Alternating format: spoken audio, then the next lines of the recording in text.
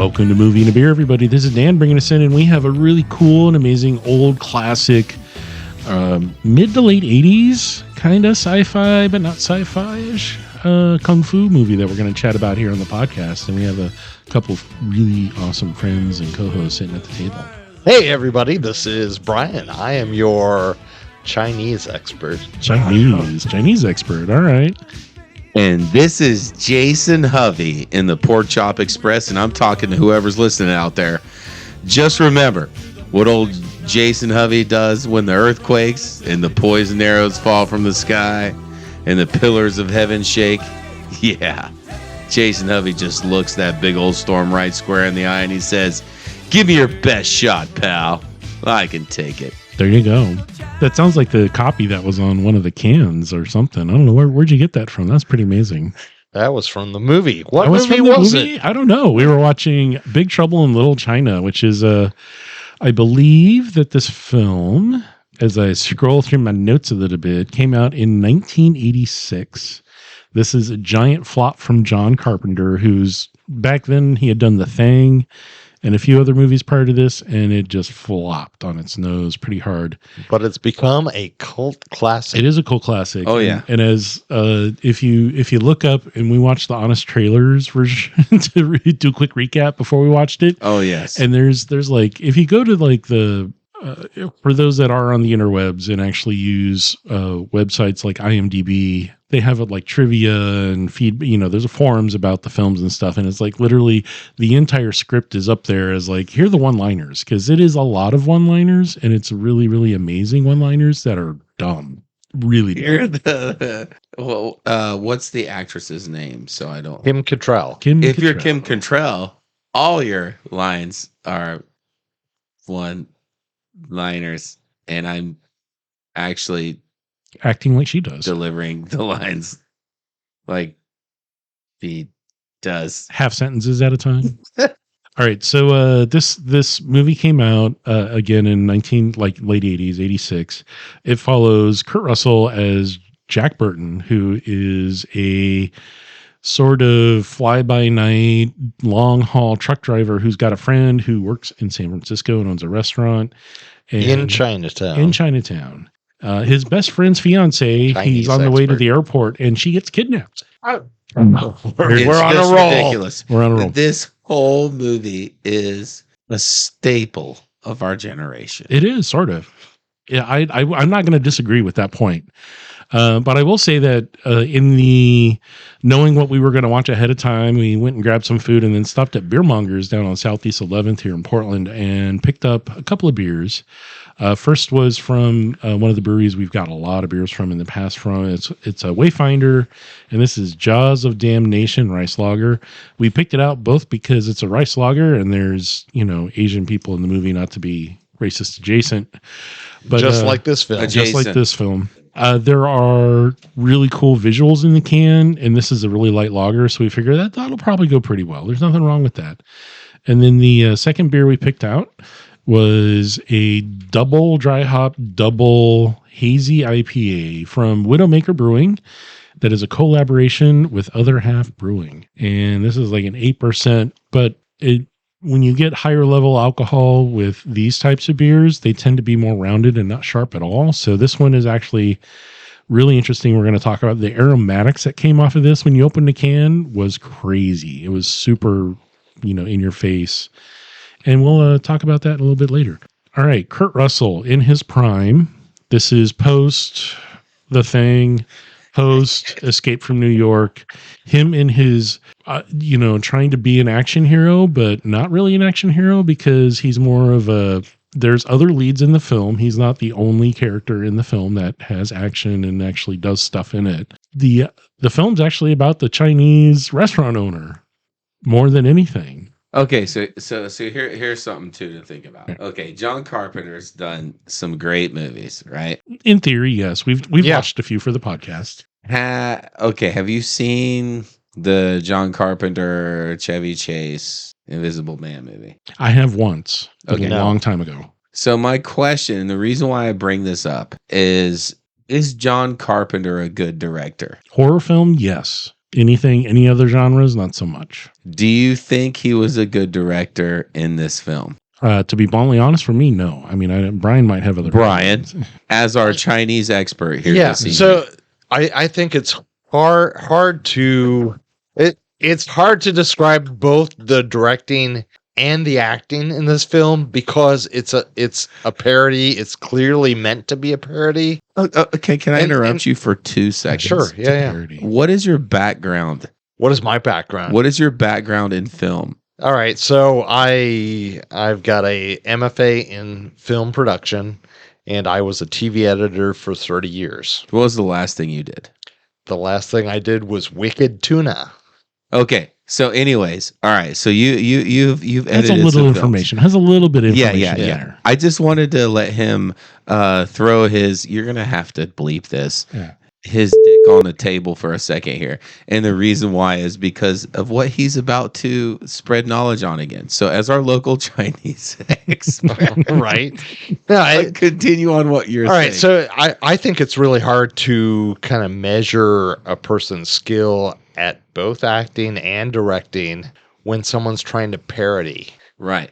Because I think there are actors in this who do very well at the parody, and there are some actors who we'll get into later who do kind of a crappy job. Yeah. Now, Because when you say crappy job, what do you mean by that? Like seriously, like what do you mean by that? I don't believe that they aren't tuned right. They aren't doing a good job as an actor, and they're also not doing a good job at parodying the style of acting that would be in a kung fu flick. Yeah. They're doing it just to get the paycheck. Their faith in the movie and what they're doing is just a paycheck at this point. But- I don't think they're really they don't mean what they're doing. They aren't connecting with the material, so they Correct. don't quite know what they're supposed to be doing. Okay, Probably here's never a ever question. been in a martial arts film before, so they have no reference themselves. I'm taking over this podcast. Yeah. That's all right. okay. Just try. Just try. We got lots of things to talk about. So that is a great point though. So we've got a camp here that's saying maybe they did this more for the money. Yeah. And more maybe for the cash out. And then we have another camp that's saying, well, maybe they just suck. And then there's another camp that's saying, well, maybe they It's a just job. didn't connect with the role, Yeah. and so they weren't able to deliver it in the right way. So, Which is it? Which is it? I think it's a combination of all of the above. I think there's also other things that, hey, I have a chance to work with a well-known director with some actual really good martial artists, and I can just hang out and be a someone on the side and get paid. Your money in that situation in a Hollywood budget film, and this had a fairly big budget of $25 million because of all those special effects. They probably, and Brian, correct me if I'm wrong here, but if you don't have a speaking part, you don't have to be a SAG-AFTRA. You don't have to be carded to be on the set, or is it if you have speaking lines or not? I just, because the pay scale is different between those that are union or not. If you have a speaking line or if you're a featured extra, you have to be SAG. You have to be in the union. And a featured extra would be someone with no lines, but they get a close up or They're on film enough. Yeah. they are the focus of a shot. And if that happens, they have to be paid scale, which means there's a minimum amount you have to pay them per day. And then they also have to get a credit. So how many of those actors were actually in this film? And I think it's fewer than 20. Well, I have to say, because the talking only happens between about 20 people. If the acting is based off the pay scale, it was a cheap film. Yeah, it was pretty, but it was all special effects back then in the 80s. I mean, the lightning effects, and it was like the principals never get scale. Scale is the minimum starting point. Well, you also got to think too the like getting all like getting very serious about it. What was the female versus male paycheck scale in this? Because I guarantee it was not good. It was not good. I mean, I'm pretty sure Kurt Russell got paid. Well, I mean, so the principals never get scale. They get more. They Are you trying to justify more. They have the a fact contract. that women did not get paid enough during this time? I mean, are you trying to justify this, Brian? Is that what you're saying? Okay, 1986, Harvey Weinstein Here we go. was running rampant in Hollywood. And so was everybody else who was like him. So that's your justification? I'm not justifying anything. I'm a historian here. I can tell you what was going on. Well, let me tell you what. Based off of some current information, Brian's not very good at his historianing. So fair enough. God bless him. Back to the film. No. Okay, back to the film. Okay, so so there's a roundabout. He gave a roundabout answer. It's very diplomatic, like with you. With that question again, do you think that it was the acting in this film was more the acting in Big Trouble in Little China, was poor because of pay or because they just didn't connect with it? Oh, okay. So I'm going to try to face this directly. I think many of the actors were acting kind of over the top, but that was because it was a parody. So you think this? There was parody. One actress, Kim Cattrall. Mm-hmm. I'm not going to beat around the bush. Her name starts with K and ends with M. Cattrall. Yeah. It's all good. I have her felt filmography her acting. Up here. I'm like, she's been in a lot of stuff. She has. Her acting in this film was really bad. Because she's been good in other things. Yeah. She's been adequate. Yeah. She's an actress. I mean, she knows what she's doing. She clearly has gotten other parts. So she's not just somebody from the sidelines. I feel she didn't connect with the material or didn't understand what was going on because she was trying to act seriously and no one else was. And falling short. Dude, falling so short though. So do you think she didn't connect then? I mean, she was really bad. I thought really bad. I thought she was trying to do a serious role and failed at it. And if she would have realized it was a parody and have fun and had fun and acted way over the top, she might have been more successful. Okay, fair enough. Yeah. Fair enough. I'm not laughing at you. I'm laughing at just the fact that that she tried to approach it as a serious role and it fell so flat. Yeah, she looked not good in this. It looked okay. She was the only one doing that. None of the other actors took it that seriously. I'm also going to say this from the point that not trying to take the podcast over. I can't act. I would have done a way worse job than I she believe did. you can act. Anyone Every can time act. You say hey and the simple fact that she had her lines, she had no more than one sentence to say at any point in time. That's all she had to say. You can remember that, and you can even be prompted and read the line off the cue card that's in front of you. Yeah, but all right. The moment when she was Jason's an actor. You can validate the fact that acting is more than just reciting a line. It absolutely is.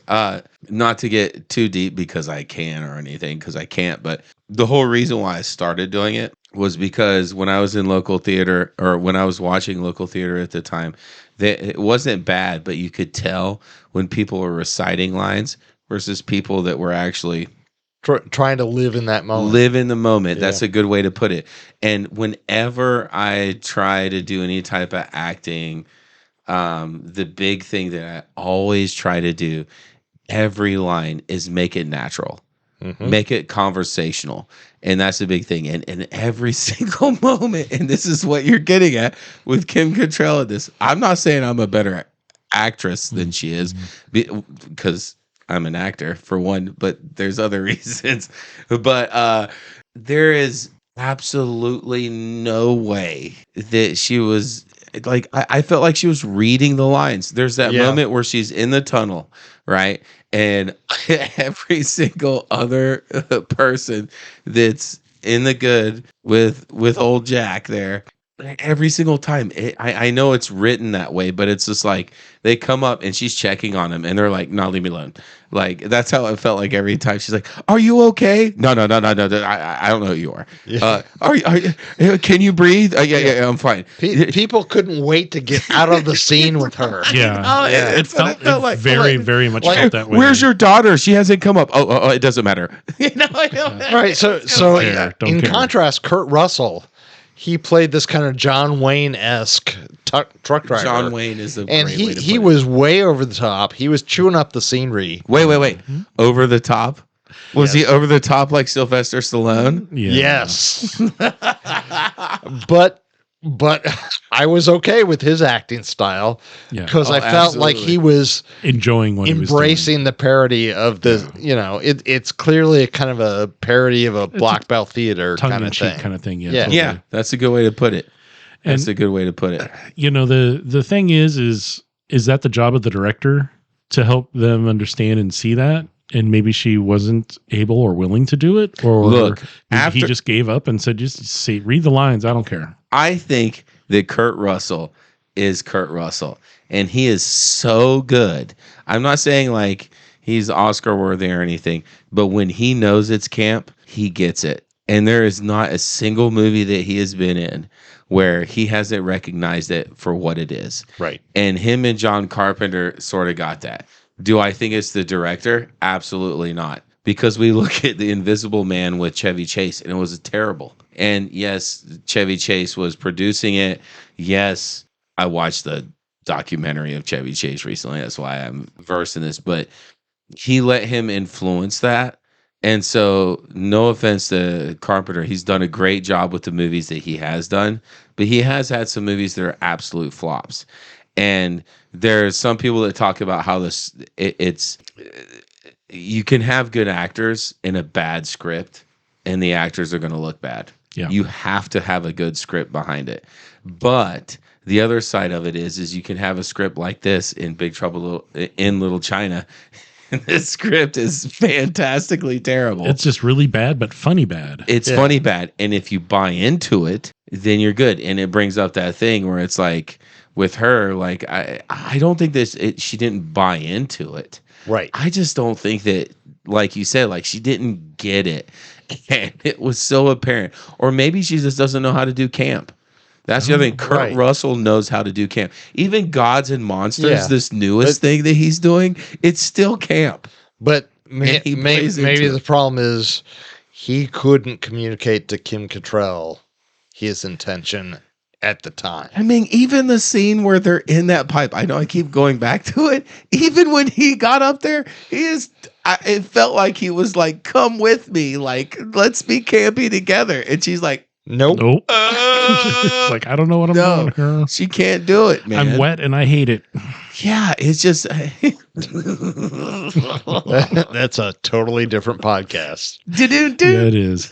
All right. There's the storyline is very simple. Let's recap what that is. For those that haven't seen this movie, you have this guy who's a gambler and has friends he hangs out with who's a long haul trucker, and he knows people that he ships things for. And there's this restaurant owner that he's friends with that he's gambling and there's a debt. And then he's like, hey, follow me. I'm going to go pick up this, not mail order bride, but the wife that he's bringing from China that he wants to marry. And he spent all this money to bring her over. And then he discovers... What was her name? Wei-Ling Poo? No. Is Wei-Ling or... I don't remember. they're like very like... No, it was something with innuendo. It was like... She had the most gorgeous green eyes though. Cat Sing Hu or something like that. I'd sell all $500 of my worth to her. Oh my God. But she wasn't Asian at all. So it was... she was like an Italian lady. Yeah, it was... Well, you know what? Mao Lin. She was the hottest Italian Asian lady. Mao Lin? Mao Lin was her name, yeah. Okay. Mao Lin. Now, are you talking about the actress's name? So that was the character's name. Okay. The actress is known as Susie Pie, was born in San Francisco. She's my Susie Pie. Mei-Ling, definitely not Asian in any way, shape, or form. Well, she's gorgeous Asian? Regardless. Yeah, she was pretty. She's absolutely gorgeous. I couldn't tell if she was like Spanish or Portuguese. It was implied she was a mail order bride, but then this supernatural dude who lived for 1,000 years and was an evil presence kidnapped her. Yes. And I can't wait to... And then the truck driver had to save her. I can't wait to tell you what happens after all this. What happens after all this? I don't know. What does happen after all this? Does she get pregnant? So Boom Comics did a thing with Jack Burton and Snake Plissken. And what ends up happening is they're in like a special hell. And the comics actually write it to where, the young kid... Because I'm I am going to be politically correct, unlike our Chinese expert over here. I'm kidding. It's the young guy that was with Jack Burton the whole time. Okay, essentially your short round or whatever, and everything else. So he shows up in the comics, and he's there to sort of help marry these two together, because the main villain in Big Trouble in Little China, which is the old guy, right? James Hong, known as David Lopan. Yeah, Lopan. Lopan is trying to take over the world. Well, what ends up happening is Lopan summons several different versions of Snake Plissken to fight Jack Burton and Snake Plissken. And it's absolutely amazing. So I highly recommend it. If you guys like either of these movies. So Snake Plissken is Kurt Russell's character in Escape from New York and Escape from Los Angeles. Thank you. Yes. And so if you guys like it, buy the trade, find it. It's a hilariously good time. And I mean, it literally is Jack Burton rolling down the road in his Freightliner tractor trailer. Plissken. I love it. In the Pork Chop Express, baby. Yeah, it's awesome. As far as set design, this whole thing, other than the road scenes in the truck and going to the airport looked real. Yeah, so the Chinatown street scenes were all backlot. Yeah, like Warner Brothers backlot, Paramount, Fox backlot. The other stuff was all soundstage sets. There was one that was mentionable. The kind of the final boss battle set was this amazing neon rock video with a big escalator skull on top of an escalator with multi arms. And I mean it was kind of Masters of the Universe, but with neon. Yeah, I mean that scene is worth watching, even if you don't want to watch the rest of the film, because it's just kind of this funny black belt theater kind of 20-minute fight with wire work and over the top sound effects and neon and fog in the background. Yes. So it was worth it. I mean, that was worth the price of admission right there. If you saw it in the theater, it's simply because that was really good homage to the classic 80s and 90s, with kind and of even 70s era, kind of the over the top movies. Set building with the neon and the escalator. Where's that come from? I didn't know what the fuck that was about. I was like, what? Oh, I know, it was awesome. Yeah. It was amazing. It was, well, I mean, we are in 2026, and if you haven't seen the new Masters of the go ahead and spoil it. It's so good. But I mean, it really had some feels from that. Like, I'm curious. Mm-hmm. Like, we all have Google right now. Who's got their phone? How far off was the Dolph Lundgren's Masters of Universe movie from this movie? It couldn't have been that far off. I know it was around the same time period. This was, 87? It had to have been the same. This was 86. What was this, 86? Right. How old were you, Brian? I was old enough. He's not going to share. Don't ask. I was 18 in 86. That's awesome. You definitely look like you would have been like 4. Thanks. You're welcome. Yeah, that's nice. I say that because I would have been 3. Oh, fantastic. I know. We do look about the same age. Similar, yeah. Yeah, you do. You've aged very well for being 75. 1987, the same year. Okay. So do you see where I'm going? Vindicated. Wow. Yeah, I'm just saying, the same year, Masters. I'm just saying, like, it makes sense now. Okay, so when did now I gotta ask another question. Street Fighter come out? Because they were serious. Was it though? Jean-Claude Van Damme. Yeah. It was 90s. I think it was 90s. I love how this podcast. 1994. Okay, never mind. Okay, 5 years. Shit. But the whole Raiden thing. I mean, the video game market was very saturated, and they totally played on that with the Raiden. I mean, they knew what they were doing when they showed it. They introduced this character. There's 3 dudes who show up, and one of them is basically wearing the big straw hat. Directly, his costume is directly from the video game. There's no doubt about that. It was Raiden the entire time. Like, it totally was. Like, somebody at work, I was super stoked that we were gonna all hang out and watch this movie together. Hey, what's up, Patrick? At the end of the day, like I was talking about it at work, and someone was like, "Yeah, Raiden's in this too." And I was like, "Yes, he totally is." And I was like, trying to go through my head, it's not the same actor, but it is totally Raiden. And it's almost like, okay, I keep throwing other movies into the mix of this universe, one. baby, share universe. That's but Hot Shots, remember Hot Shots, and how it's like just completely zany. We should do this for the podcast if we haven't. Like that would be fantastic. But it's like Airplane and all these other things. I almost feel like this movie is not Airplane. It's not Hot Shots. It's not one of those things. But it almost is sort of playing into that 80s culture and making fun of it. Because I mean, I don't think that they're being that brutally racist. They're racist adjacent. I mean, this whole movie is horrible. It is, and I actually looked this up on Google. Yeah, they did not intend to be racist, but they're buying into racist tropes as a parody that other films have done. Gosh, and it was so many tropes, right? Yeah, like I am surprised it was like on the stage. The evil Chinese man with the long Fu Manchu beard, for example. Yeah, that was just, oh my God. I mean, it's so bad. That stereotype exists from the Charlie Chan silence in the 1930s, right? The detective comics, and the evil guy was always the evil Chinese with the long beard. I mean, it is so bad. I mean, it's like Kill Bill when he's like, yes, yeah, I mean, but it works in that time frame.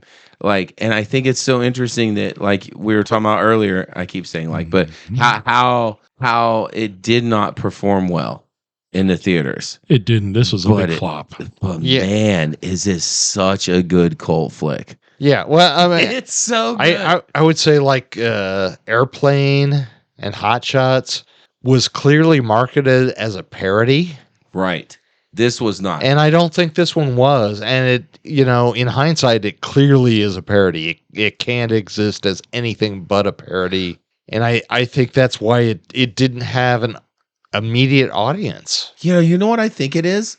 It's like a Beverly Hills Cop. Yeah. Beverly Hills Cop was a less it was more subtle. But it was more subtle, but it's the same thing where they're making almost like a Naked Gun.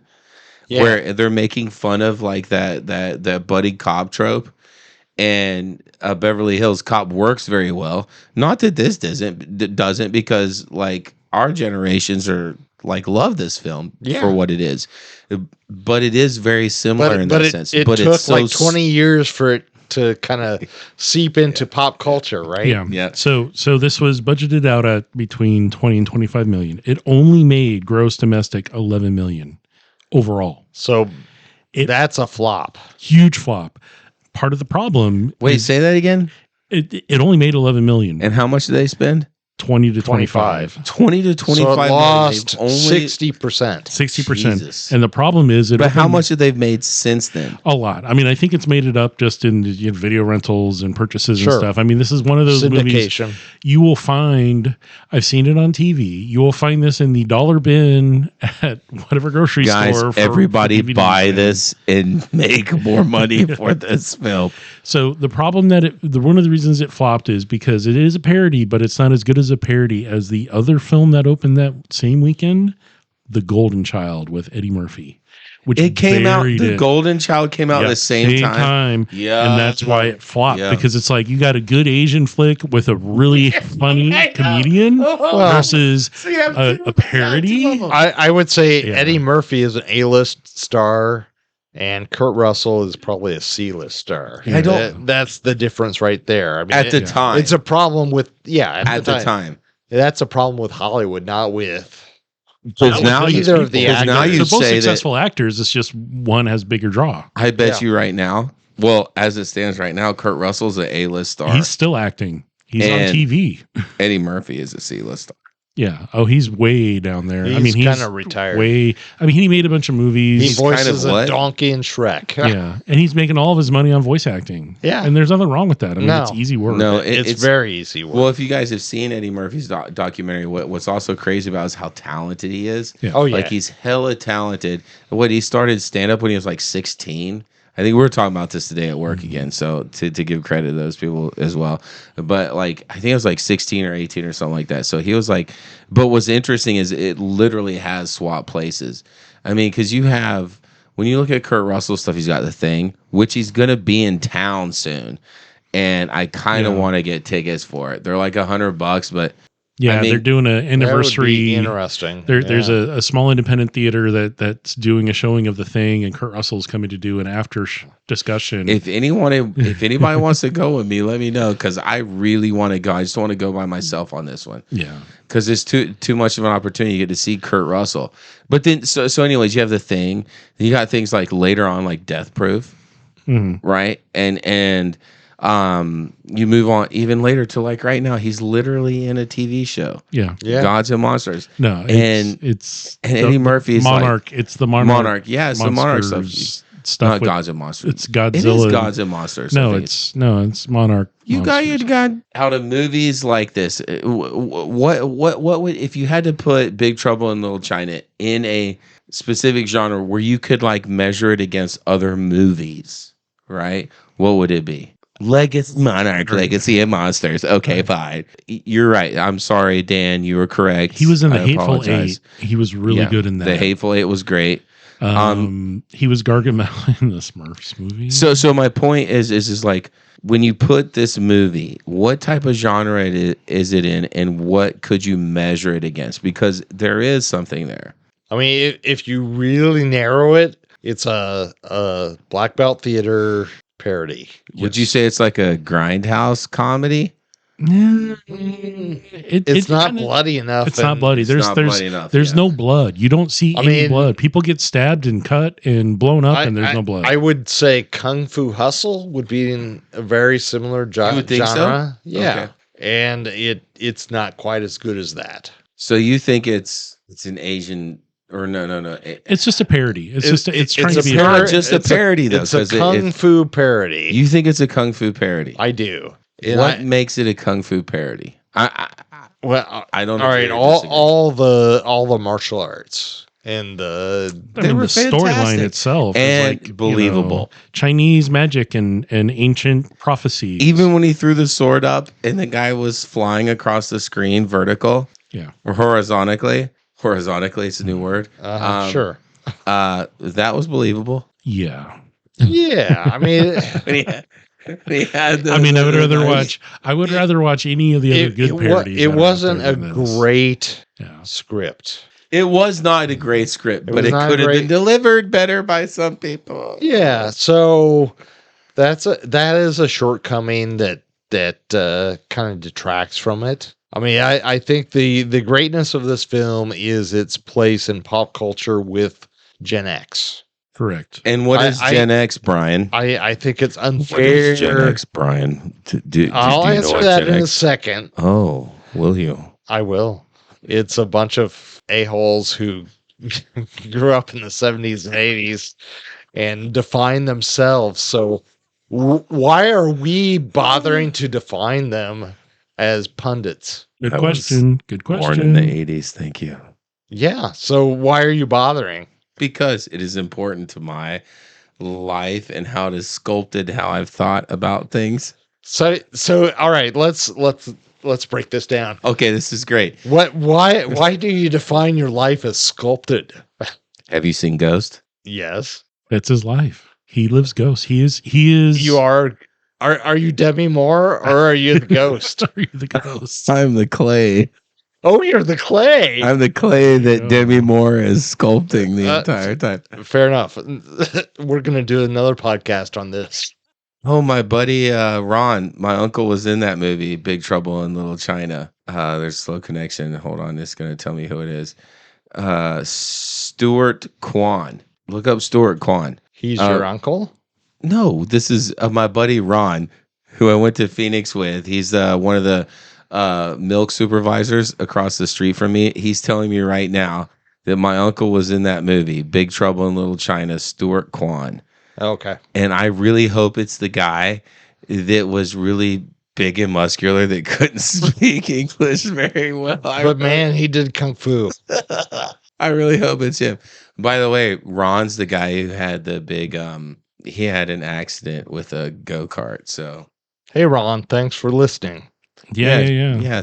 Seriously, Ron, you're so cool. He was an extra, so he's not anything special. So you don't have to look him up. That's so fine. It doesn't But matter. Ron is. My buddy's already like saying, no, there's nothing. He's in it. He's in it. Extra is he? special. He is. What? Hold on a sec. Let me see.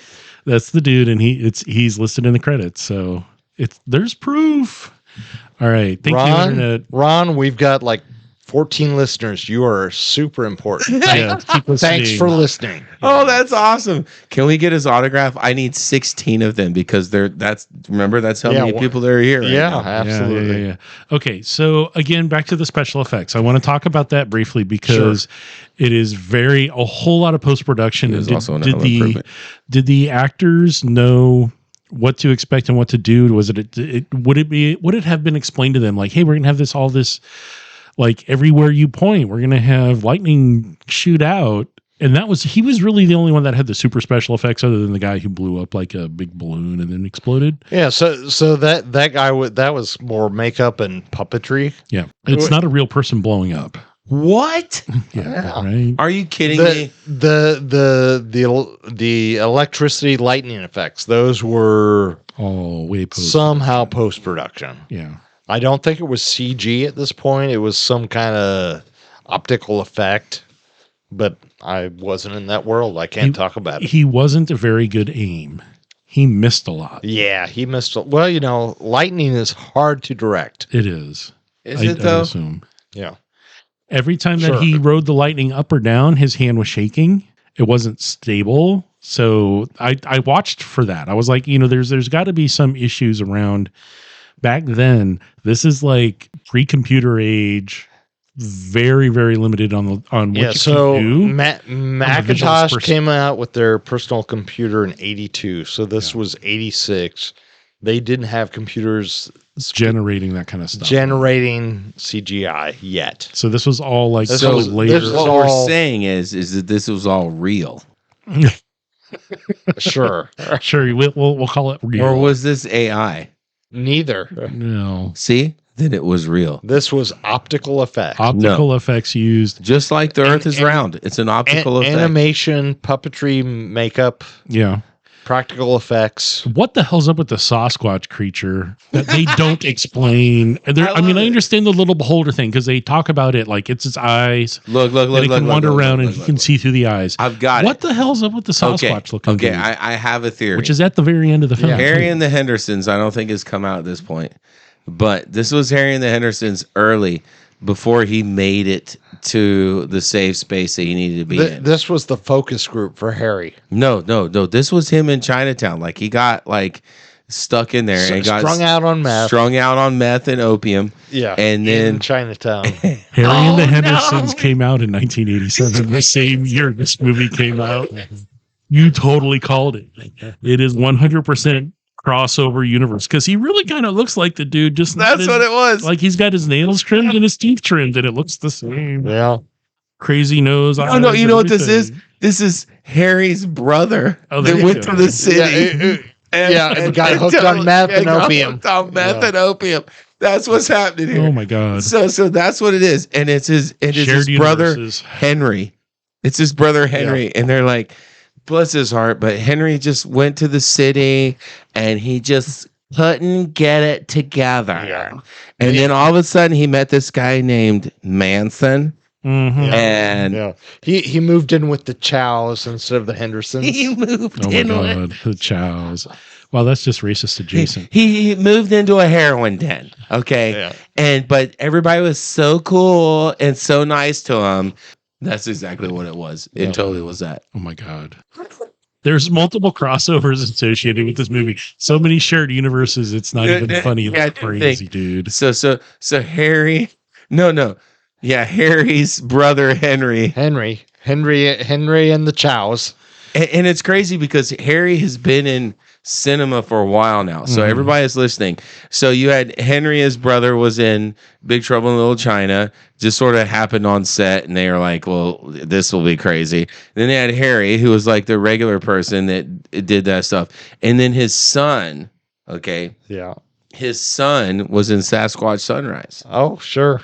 and he was a big name in that. Unfortunately, he died. He was tripping on shrooms, and it's a long story. It happens, but that's totally what's happened here. Yeah. And so we have a Harry. See, that's the thing. You have Trading Places, and Coming to America. So you have those two, and now you have Big Trouble in Little China and Harry and the Golden Child. I mean, Eddie Murphy. Oh, the Golden Child. Yeah. I actually really like that film. It's That's hilarious because it doesn't take itself seriously at all, and Eddie Murphy knows that, and he plays to the role, and that's why it works so well and why it actually made money, because it's funny. This is probably one of my favorite episodes because we're talking because we just somehow found like this. We just sound crazy. We're doing discovery. We're finding the universes within whatever. Back to the tinfoil around your windows and stuff down here. You know? So let's talk about music, please. In this film. Oh gosh, let's do that. Late 80s era, like synth poppy kind of. Yeah, it's very John Carpenter. Yeah, very 80s. Yeah, and it was wall to wall. It was just every scene had this synth. You know what it sort of reminded me of? Night of the Living Dead. A little bit. Huh. Yeah. So how it tried to build like the thriller aspect to it, the tensity. I was going to say tensity too, but it's not tensity. It's that's a city. There wasn't a lot of tension, I don't think, because we met the boss immediately in like scene 3. Yeah. So the question is how many awards did this movie? And I would say 0. It won 1 award, and it was a Razzie. No, it was a Juno for music. Oh, really? Because John Carpenter's, he didn't score it, but he drove the music and said, I want the synth poppy, blah, blah, blah, blah, blah. Yeah. It won a Juno. And Junos aren't that, it's not poo-pooey. It's an award you can win. It's a legit thing. Well, As our film expert goes, whatever. Yeah. No, this style of music was very prominent in the 80s. Yeah. I mean, this was Brian De Palma. This was all of his other, not Ken Russell. Miami Vice. Who directed this? Who have we been talking about? John Carpenter. John Carpenter. Yeah, this was his style for The Thing and Escape from New York and Escape from L.A. and Brian De Palma, and it was very popular in the late 80s. This was the style. Even Vangelis with Chariots of Fire and Blade Runner used a lot of synth. Yeah, totally. And part of it was because MIDI processing and like the Yamaha DX7, which was the keyboard that you could generate and had presets for all of those sounds, were so easy and what were thought as futuristic. They were available. So a lot of films use that, and it's cheap. It's cheap music because you have a lot of music. You don't have to do hire actual violinists and cellists, and you can. Well, now you don't have to do it either. Players. It's called IA. Correct. Yes. So literally the top ones are Blade Runner, Beverly Hills Cop, and the Terminator use that synth and use that style of music so successfully. What about Terminator? This one does as well. I don't know about Terminator 2 because we just did that episode and there was more rock music than synth music in that movie. Because there's a lot of like Guns N' Roses came up like 4 times in the movie. So I don't know what to say about that. Yeah. But we're not talking about that movie. We're talking about Big Trouble in Little China, which they were drinking what looked like port at the end of the movie. They had beer at one point. There was reference to Miller. Yeah. However, the beers they were drinking while they were gambling they looked like in some kind of Asian, in a green bottle. In a green bottle, big green bottle. And he was challenged, I can cut this bottle in half. And he didn't because, it's... Yeah. So what Asian beers come in a green bottle in 1986? All of them. All of them. So it wasn't Rolling Rock. No, it was not Rolling Rock. Okay, fair enough. There's the internet that can help us with that question, but I don't know if it was probably just a stage. Or Mickey's. Mickey's Big Mouth. Mickey's was a green bottle. In 86. Jason, were you alive enough to know what beers were around? Probably not. Do you remember what your dad was drinking? Oh, your brother. Okay, so there was Budweiser. Yep. Pabst Blue Ribbon. And not so much where I grew up. Well, that's your problem. It was. We were all my dad drank a lot of Budweiser and we were a lot of Bud and Bud Mickey's. Light. My dad didn't drink. I'll tell you the one thing. Okay, I'll be quick, but because if you guys know me at all, you know that I have a really bad habit of telling a long story. Yes. So please do. My dad's side of the family had a sailboat. We had a sailboat for a long time, and every spring we would sail it down to the Bahamas. So when it came to my dad's favorite beer, it was actually Kalik. And if you guys ever find it, please pick me up, because I know you can find it around. And it's a Bahamian beer. It's not that great. It's a little bit better than American Corona. If you've had Mexican Corona is very, very good. American Corona, not so much. Yeah, but it's so good. Kalik is a great little Bahamian beer, and but that was one of his favorite things. He would always was it from Bohemia or Bohemia? It was the Bahamas, man. The Bahamas, man. I was like, thanks, Brian, for like helping me out here, because I was like, man, damn, it's like my southern accent. That you tied my brain in a knot. I was like, I don't know what you're saying. I got one of them good goddamn Bahamians. I think I know what you're saying, but not quite. All right, no. We'll keep an eye out for it. We'll keep an eye out for please. it. It's not bad. But anyways, tonight, what did we have, Jason? We had one of my favorite beers of all time, and that is the Greener Ritual. We had that second. What was the first one we had? I don't have the okay. There's a can right there. There it is. Okay. So the first beer. No, go ahead. Is it cool? No. Go ahead. Yeah. Is it cool? I'm having fun. This is usually Dan's thing that he does because he brews a lot. Is called, the first beer that we did was Jaws of Damnation. So for you guys that are just tuning in, what the thing is that Dan does here in this whole podcast is beers. Movie and a Beer podcast. And so he pairs beers with the movie. And since we were doing Big Trouble in Little China, the first one we did was a rice lager. Because, Asian influence. Right. And it's a Jaws of Damnation. What a great logo, too. Yeah. Like, who doesn't want that as a tattoo, like, on your lower back? And so it's called Possessed Rice Lager. And it's from Wayfinder Brewing.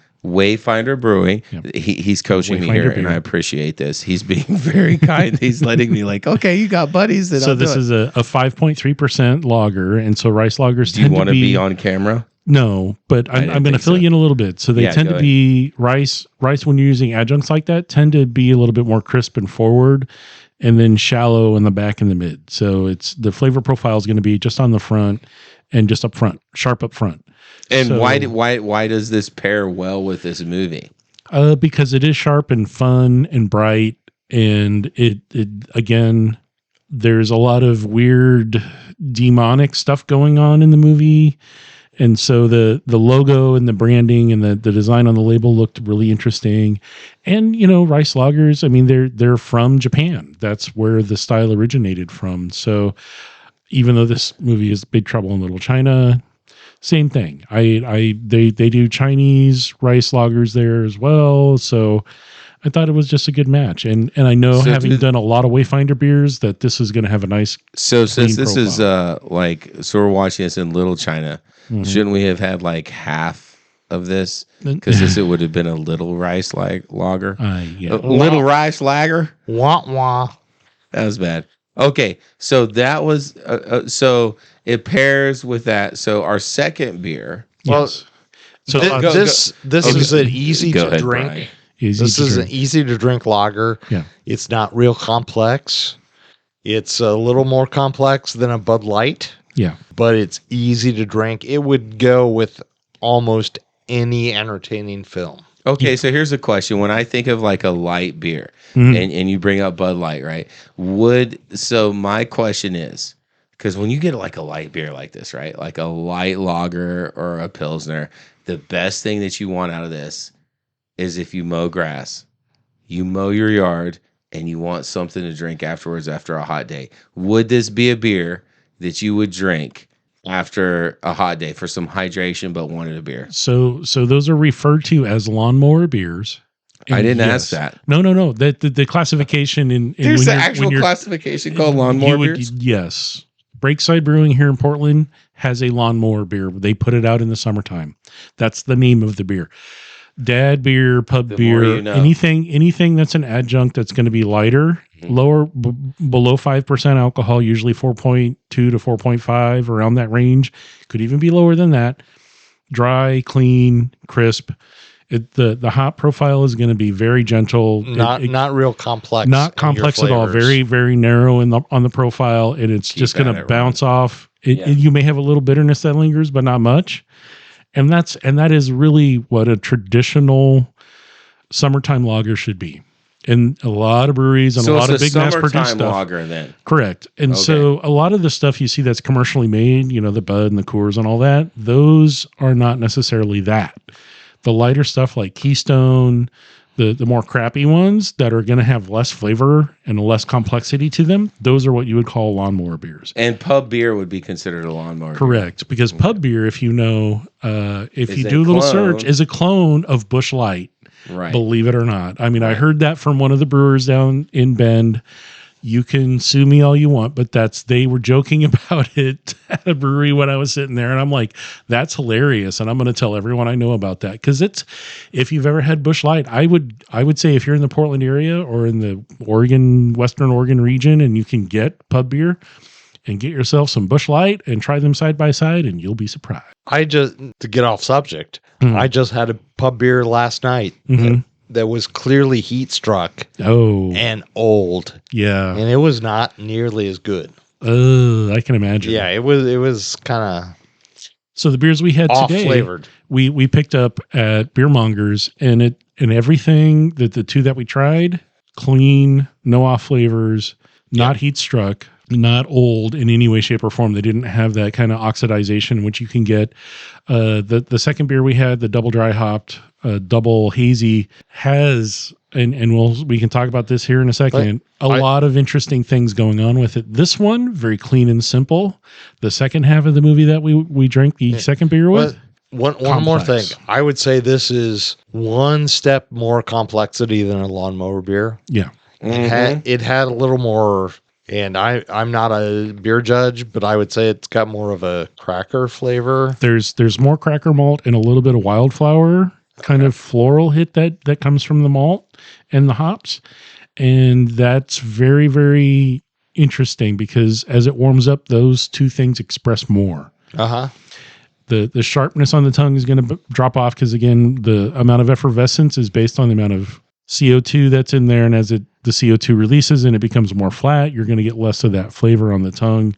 But this retains some of that, which is really nice. Yeah. It sweetens a little bit, but it's still dry on the back. As it warmed up, I would say the flavor doesn't change a lot. Yeah. And this is which one? So this is the Possessed Rice Lager. Or Jaws of We're Damnation. still on this? Yeah. All right. Yeah. The second What are we beer. doing? Come on. We are right. beer nerds. Okay, you beer nerds. Okay, All right. So no. Let's Greener Ritual IPA. This is an Imperial Double New England Hazy. So who made it? You can read the can. There's some. I can read the can, but I'm old, so you have to give me a second. All right. So this is Widomaker Brewing, a collaboration with Other I can Half. still read. I mean, it's the logos are there, but they don't really explain it. So this is an 8%. It uses Citra Raku pellets, Citra Cryo, and Rawuka and Raku hop keef. I have not heard of those. All I gotta Rawuka say, I've had, but yeah, Raku hop keef. I have no idea what that is. dude, like this is for me. Well, I forgot that I actually chose this one, but I think this is a great beer. It was smooth. I just interrupted you, didn't I? No, you're good. I have copy I can read. Go for it. But Okay, so Talk about it. yeah, I thought this was actually a really good beer. Like it really was. I don't like a lot of double IPAs and things like that. It gets too hoppy or too skunky essentially. And this was like a smooth, and it had the right amount of hops with it. Like no offense to my Pelican bros out there, but I do like Big Breaker, and it's not a bad double IPA. but how rounded it was with the flavor on it. And then you just look at the can. It's got the green color. It's got the Ouija. Yeah, Thing we picked it out because there's some green. The girls with the women with the green eyes. It's all about the green Let's stuff. not forget about Lupin. There, yeah, Lupin with his. There was a lot of weird magic going on. Yeah, so he was made a deal with a demon, became immortal, and wants to become. Or he became immortal and wanted to become mortal because he had to just suck energy out of things to keep changing forms and stuff. And he grew tired of it. And he's like, I want to become mortal. So I have to find somebody to marry and then sacrifice. And hey, there was 2. So that really allowed him to complete his ceremony. He could sacrifice one and then marry the other. Correct. And get the best of both. What an a-hole. Totally. So this beer, really interesting. So they used a base of 2-row wheat and malted oat. The wheat and the malted oat is why it's so rounded and so kind of cloudy. It's that those 2 types of grains that you're going to use in your beer are going to create a lot of cloudiness, both of them. And that's also going to coat the tongue a lot, all of that particulate that's left over and why it's cloudy. And those hops aren't necessarily what you'd call sharp. They're more rounded and more of the traditional juice. So this is a New England style that's not super juicy. It has that juicy approach, but it's not fruit juiciness. It's more of a hop, floral, vegetal with a little bit of like grapefruit maybe, but it's not that sharp level of acid that you're going to get from those flavors that traditionally come from a New England style juicy. That's what I really like.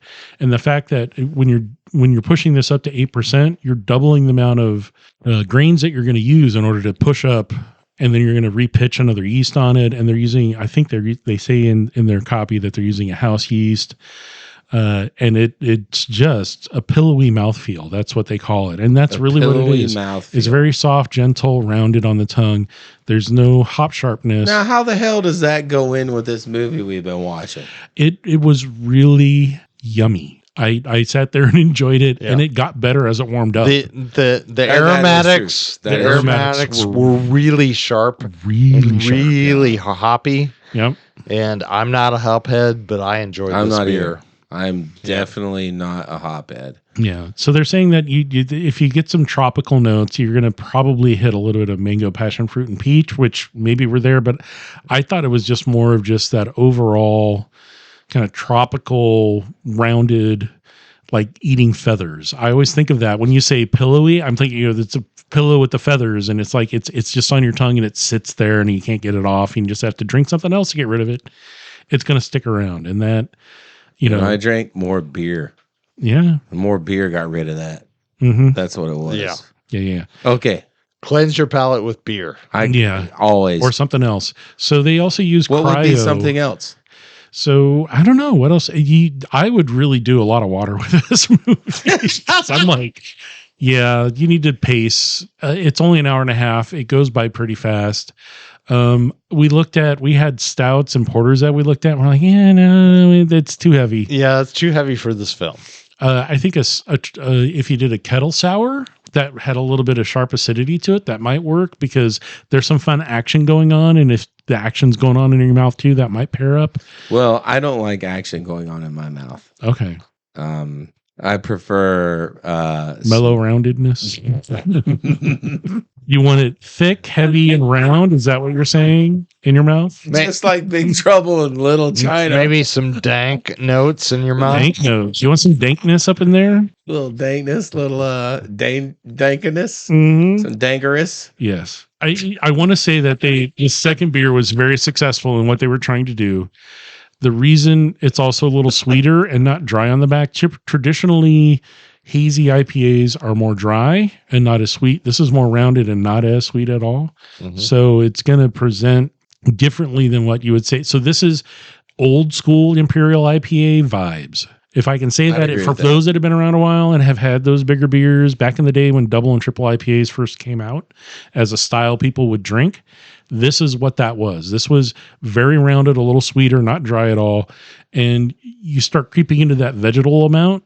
if it's been sitting around and not and at room temp and not chilled the whole time, you're going to get some of that vegetal from the hop. So can we do this in like normal terms, where people that might be listening to this podcast be wondering what the vegetal is?